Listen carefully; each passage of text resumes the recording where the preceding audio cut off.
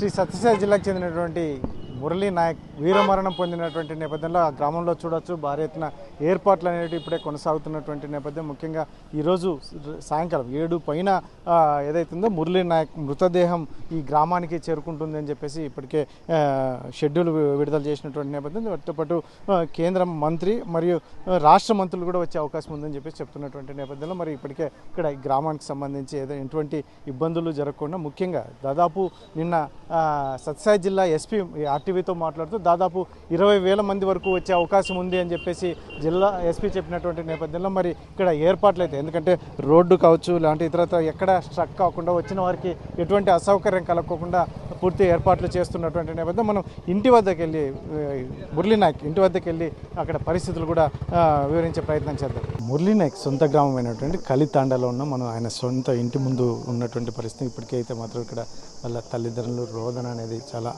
అసలు చెప్పలేనటువంటి బాధ. ఎందుకంటే వారు ఇప్పటికీ కూడా తన కొడుకు చనిపోయాడు అంటే ఇంకా వాళ్ళు జీర్ణించుకోలేనటువంటి పరిస్థితిలో ఉన్నటువంటి నేపథ్యం. ఆ తల్లి అయితే మాత్రం ఇప్పటికీ కూడా పాపం రోధిస్తున్నాడు. నిన్న రాత్రి కూడా ఏమీ తినలేదని బంధువులు చెప్తున్నటువంటి నేపథ్యం.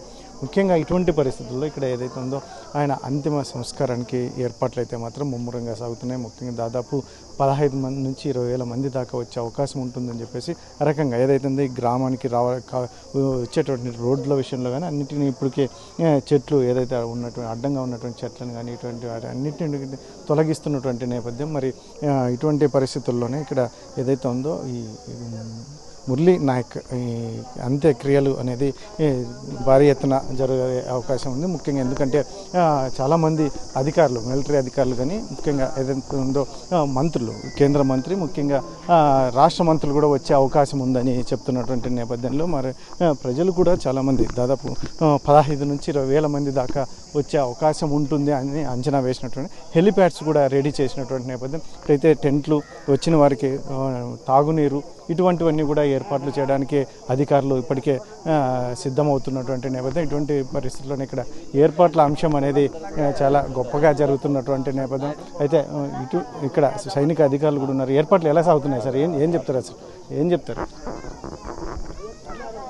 జై హింద్ అండి.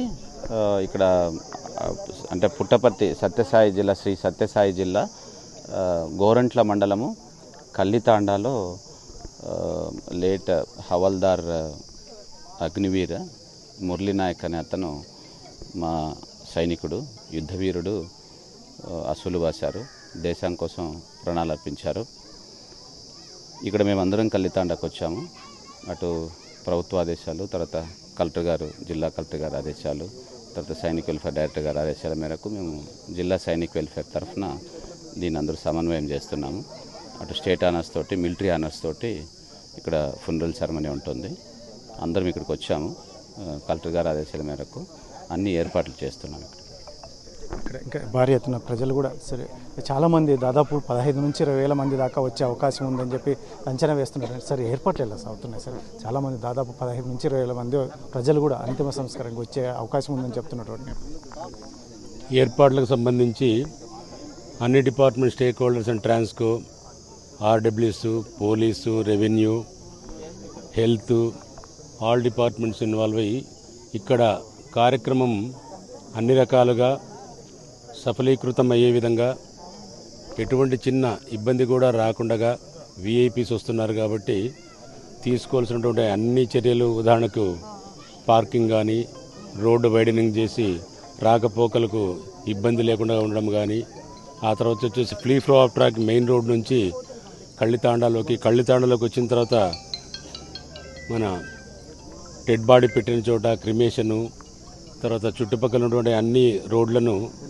ఎటువంటి బ్లాకేడింగ్ లేకుండా, ట్రాఫిక్ అంతరాయం కలగకుండా, ఎవరి మూమెంట్ కూడా చిన్న ఇబ్బంది కూడా లేకుండా అన్ని ఏర్పాట్లను చేయడం జరుగుతుంది.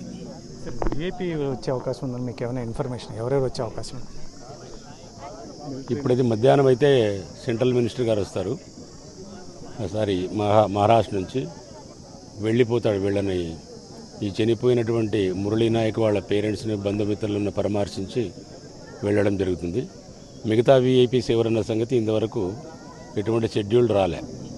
హెలిప్యాడ్స్ కూడా రెడీ చేస్తున్నారు ఇప్పటికి ఎవరైనా విఐపీ ఇప్పటికి వచ్చేదాన్ని బట్టి అటువంటి ఏర్పాట్లకు ఉపక్రమించడం జరుగుతుంది. కానీ as of now we are not going to arrange such type of thing.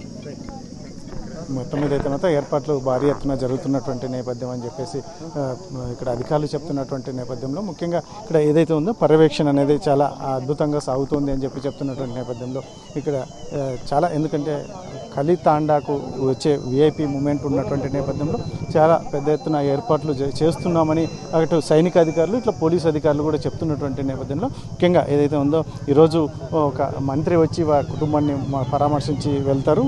మరి రేపటికైతే మాత్రం ఇక్కడ ఏదైతే క్రిమియేషన్కి సైనిక అధికారులతో పాటు ఇక్కడ రాష్ట్ర మంత్రులు కూడా వచ్చే అవకాశం ఉందని చెప్తున్నటువంటి నేపథ్యంలో మరి ఇక్కడ అయితే పకడ్బందీ ఏర్పాట్లు ముఖ్యంగా కలితాండాలకి ఎంటర్ అయ్యేటటువంటి రూట్స్ కావచ్చు ఇలాంటి ఇతరత్ర ఏదైతే ఉందో పార్కింగ్ ప్లేస్లను కాబట్టి సెలెక్టివ్గా చేసి ఎటువంటి ఇబ్బందులు లేకుండా మేము అన్ని పటిష్టమైన చర్యలు తీసుకుంటున్నామని చెప్పేసి డిఎస్పీ గారు చెప్తున్నటువంటి నేపథ్యం.